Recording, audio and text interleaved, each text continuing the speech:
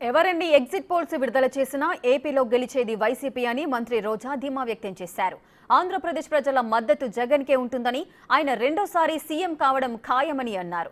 2014లో కూటమి అధికారంలోకి వచ్చి రాష్ట్రాన్ని నాశనం చేసిందని ఆరోపించారు. ప్రజలు మళ్లీ వారిని గెలిపించడానికి సిద్ధంగా లేరని రోజా అన్నారు.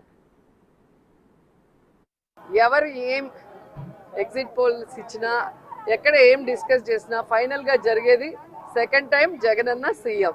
ఎందుకంటే ఈ రాష్ట్ర ప్రజలు సంక్షేమానికి అభివృద్ధికి పట్టం కట్టడానికి రెడీగా ఉన్నారు కాబట్టి మహిళలు, ముసలి వాళ్ళు పెద్ద ఎత్తున రాత్రి 9 అయినా కూడా ఎదురు చూసి ఓటింగ్ వేసి వెళ్ళటం మనం అందరం కూడా గమనించాం.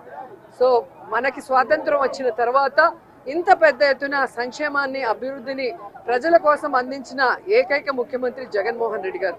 రాష్ట్రం విడిపోయి నష్టాల్లో కష్టాల్లో ఉన్నా కూడా ప్రభుత్వ బాధ్యతగా ప్రజలకి మంచి చేయాలి, రాష్ట్రాన్ని అభివృద్ధి వైపుకు నడిపించాలి అని చిత్తశుద్ధితో పారదర్శక పరిపాలన అందించారు. కాబట్టి ఈ రోజు మేమంతా కూడా చాలా కాన్ఫిడెంట్ గా ఉన్నామన్న విషయాన్ని మీ అందరికీ తెలియజేసుకుంటున్నా.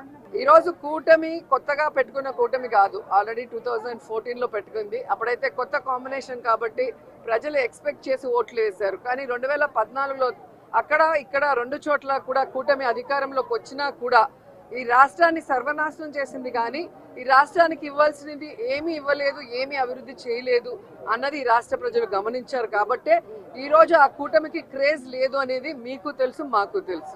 ఖచ్చితంగా ఈరోజు ప్రజలందరూ కూడా గమనించాల్సిన విషయం, వ్యవస్థలు ఏ విధంగా ఈరోజు చంద్రబాబు నాయుడు చేతిలో వాళ్ళు ఇష్టానుసారం చేస్తున్నారో మనం గమనిస్తున్నాం. ఆ విషయాల్ని ఇష్టానుసారం ఎలక్షన్స్ అప్పుడు మార్చేయటం, అలాగే కేసులు పెట్టించడం వైఎస్ఆర్సీపీ నాయకుల మీద. ఇప్పుడు దేశంలో ఎక్కడా లేనటువంటి విధంగా కొత్త కొత్త రూల్స్తో పోస్టల్ బ్యాలెట్ని ఏ విధంగా వాళ్ళకి అనుకూలంగా మార్చుకోవాలన్న ప్రయత్నం చేస్తున్నారో మనం గమనిస్తున్నాం. అదే చెప్తున్నా కదా, ఎవరెన్ని దొంగ ఆటలాడినా, ఎవరెన్ని వ్యవస్థలను మేనేజ్ చేసినా ప్రజల మనసులో ఉన్న జగన్ గారిని చంద్రబాబు నాయుడు కాదు కదా, ఆయన పుట్టించిన ఖర్జూరపు నాయుడు కూడా మేనేజ్ చేసి మార్చలేడని కూడా ఈ సందర్భంగా